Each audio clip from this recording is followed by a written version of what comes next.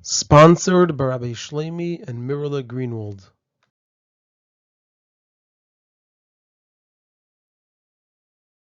This is a Sicha from Likutei Sichos, Chelek Gimmel, Parshas Nasso, Sicha Alef. And the topic of the Sicha is that in this week's Parsha, we learn about the counting of the Bnei Gershon, Bnei Kahos, Ubnei Merari, the counting of the Levim. And there are three parts in the Sicha. The Rebbe will, number one, present that everything in the Torah is nitzchi, is eternal, and so we have to understand where do we find the counting of the Bnei Gershon, Bnei Kahos, Ubnei Merari today in our Avodas Hashem. Number two, explain why Yidden had to be in the Midbar for 40 years. And number three, based on this, explain how the counting of the Bnei Gershon, Bnei Kahos, Ubnei Merari exists today in Avodas Adam.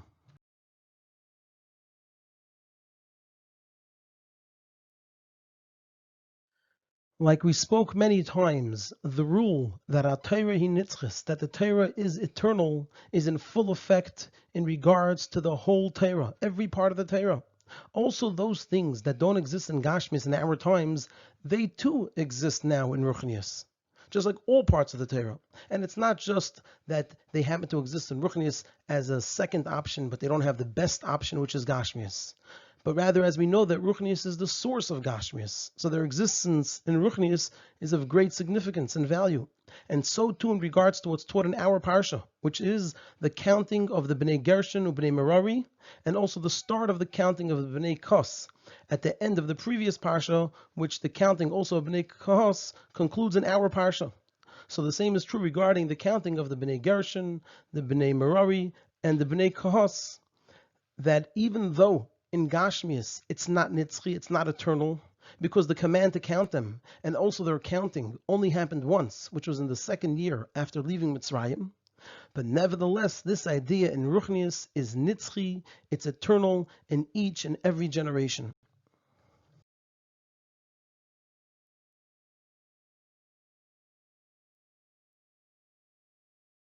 So this will be understood by first explaining the following. There's a question over here that we have to understand, which is, why did the Yidden need to be in the Midbar for 40 years? Now, it's true that through the Chet HaMeraglim, it was decreed on the Yidden not to enter Eretz Yisrael for 40 years. It was a year for each day of the Avera. The Avera was for 40 days, and so it was decreed that they would not enter Eretz Yisrael for 40 years. However, the decree was only in regards to not entering Eretz Yisrael. It was Midah Keneged Midah, for the Yidden not wanting to enter the land, so they did not enter the land. But according to this, they could have been in a Mokim Yishuv, in a habitable place for those 40 years, instead of the Midbar. And especially, we're talking about over here about the Midbar HaGadol V'Aneira Nachash Sarah V'Akra V'Tzimayin Asher Ein Mayim. So why did they didn't have to be in the Midbar for those 40 years?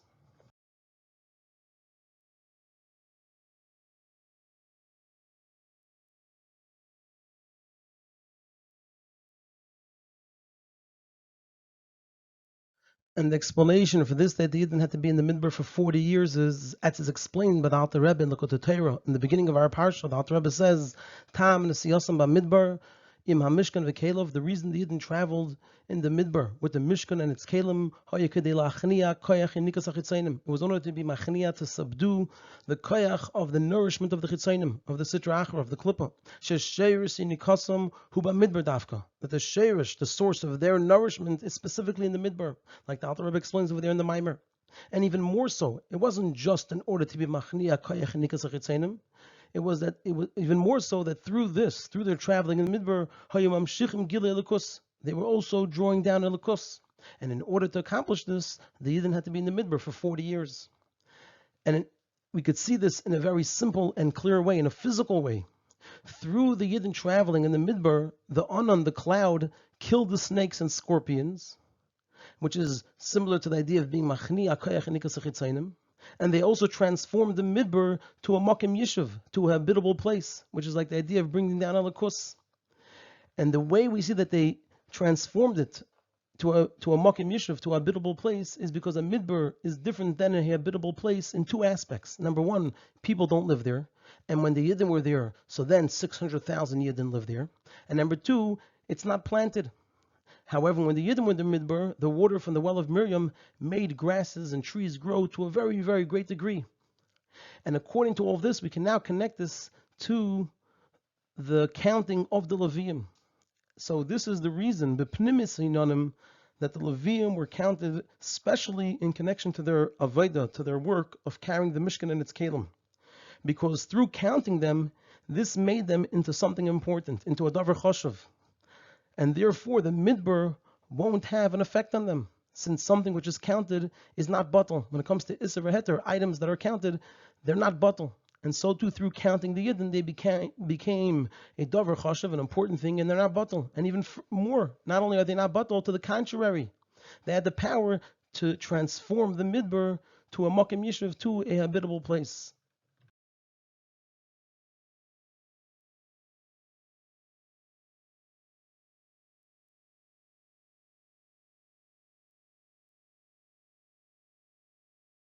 According to this, we can now come back to the beginning of the Sicha, where we said that the counting of the Bnei Gershon, Bnei Kahas, Bnei Merari is nitzchi, is eternal in Ruchnius. Because this idea of making from a midbar, a makom yishuv, a habitable place, and the strength given for this through the tzivui to count the Levim, this thing is nitzchi, it's eternal in every generation.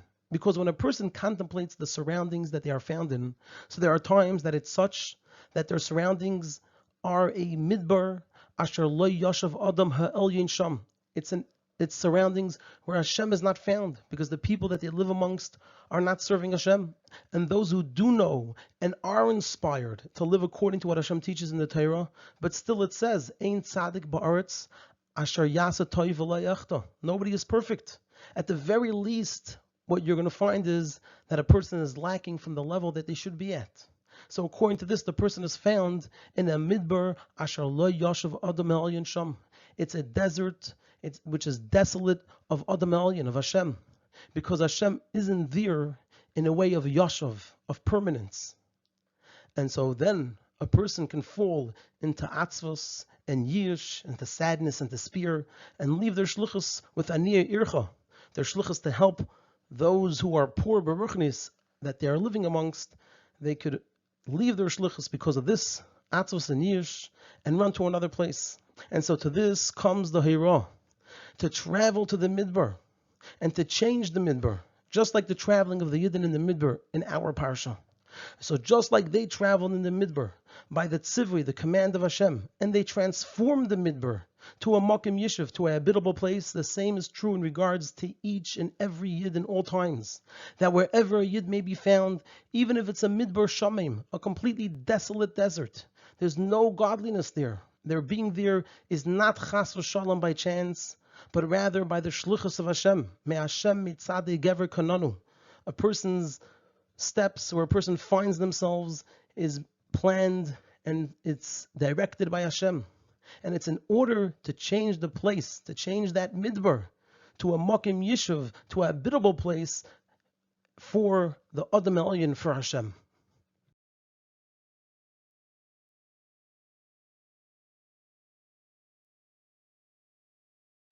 And according to what the Rambam writes, the Rambam over there in Hilchos Shmita V'Yevel talks about the role of Shevet Levi, that it is, like we'll see, Loheres Drochav HaYesharim U'Mishpatav HaTzadikim L'Rabbim, to teach the Rabbim about Torah and mitzvahs.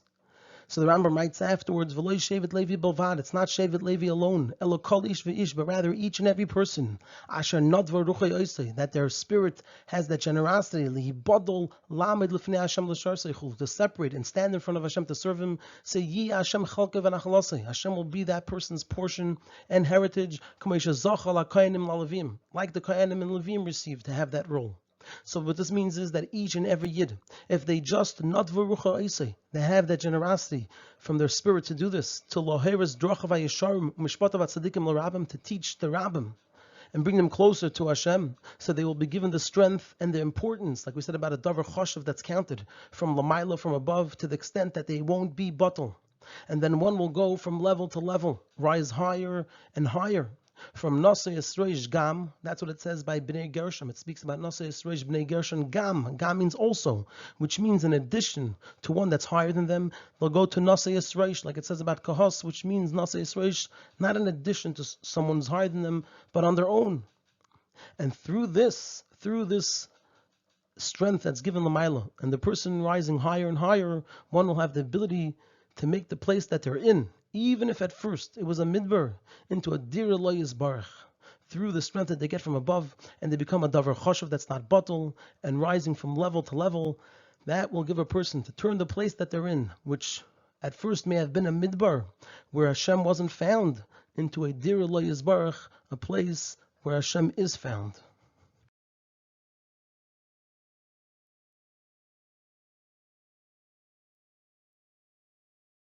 So until now, we spoke about how this applies to a person when they look at their surroundings. We're going to move on to now explain how this also applies in a person's own avodah. So this Eirah also applies to avodas ha'adam with oneself. When a person makes a cheshbon tzedek, they make a calculation of their past. At times, the sach the total, the bottom line is that their conduct is like that of a midbar. It's a place where Hashem is not found. And through this, one may chas v'shalom come to yush, to despair, thinking, how am I able to change my behavior? And especially if they behave this way twice, which the Gemara says that if a person does an avera and then does it again, it's nasso like a heter. A person starts feeling like it's mutter, like it's permitted. And especially if it was more than twice, where then we say hergel nasa teva, what a person gets used to doing becomes their nature. So to this comes the hira, that just like the Levim who were 30 years and older, they were counted from 30 to 50. So the youngest was 30. And until then, they didn't do the avodah of the Mishkan. They never did it. And yet they were given the strength to carry the Mishkan and to transform the Midbar to a Makim Yishuv, to a habitable place. And not only were they given the strength to do this, they also actually did it. They succeeded at it. And so the same is true for each and every one. That notwithstanding their state until now, if one will decide that from now on they're going to take the role of Shevet Levi, like we said, La'amid l'fnei Hashem l'shor l'avdei, to stand before Hashem and to serve Him. So they will be given the strength to purify themselves. And like it says about the Levim, they didn't just purify themselves, but also their garments from all the negative things, which is similar to what the Levim did when they carried the Mishkan and the Kalim and the Midbar, that they were machniya, the Sitra Achra. So the person will be given the strength to purify themselves from all the negative things of the past when they were a Midbar. And also furthermore, like we said, the Levim accomplished through carrying the Mishkan and the Kalim and Midbar, which is to draw down Gilei Likus in their nefesh. So a person will be given the strength to both purify themselves and their garments from all the negative things in their past, and also to be mamshech gilei likus in their nefesh.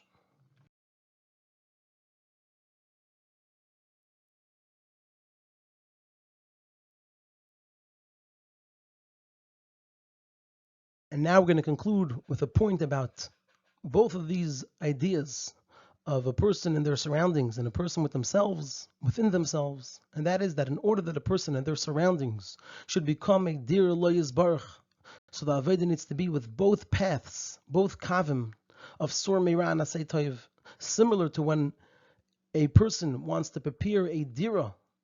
A person wants to prepare a place for a king, so they need to first remove all the dirt and filth, and then to arrange nice furniture. So too, also in making a dira for Hashem, both sur meira and asay toiv are needed. And this is also hinted to, this detail of the sur meira and asay toiv is hinted to in the Bnei Gershon and Bnei Kahas who carried the Mishkan. The name Gershon is from the word Gerushin, which is to chase away, which is sur meira, to remove the bad. And the name Kahos is from the word v'lo yikas hamim, which means to gather, which means to bring in good things, which is asay toiv. And just like Gershon was born before Kahos, so too that's the order in Avodah. That first comes sur meira, and afterwards comes the asay toiv. Like in the example of making a dira for a king, that first person has to remove the dirt, and only afterwards they can bring in the nice furnishings. Now the effects of the Avodah of sur meira and asay toiv are understood from the difference between what the Bnei Gershon and the Bnei Kas carried. Bnei Gershon carried the Yerius of the Mishkan, the curtains, the coverings, and the Bnei Kas carried the Kalim. And the difference between the Yerius and the Kalim is that the Yerius surround and they protect. They protected the Mishkan, whereas the Kalim, each one has a special Avodah and use. So that's similar to sur meira and asay toiv. So what they represent in Avodah is the sur meira, that's like the Yerius, because they protect the person from that which is usr and harmful. And asay toiv is through an active doing with the person's body, like the kalim. Each one had a separate use and purpose. And through the two avodas of sur meira and asay toiv, the mishkan is made, and the person makes a dir lo yisbarach.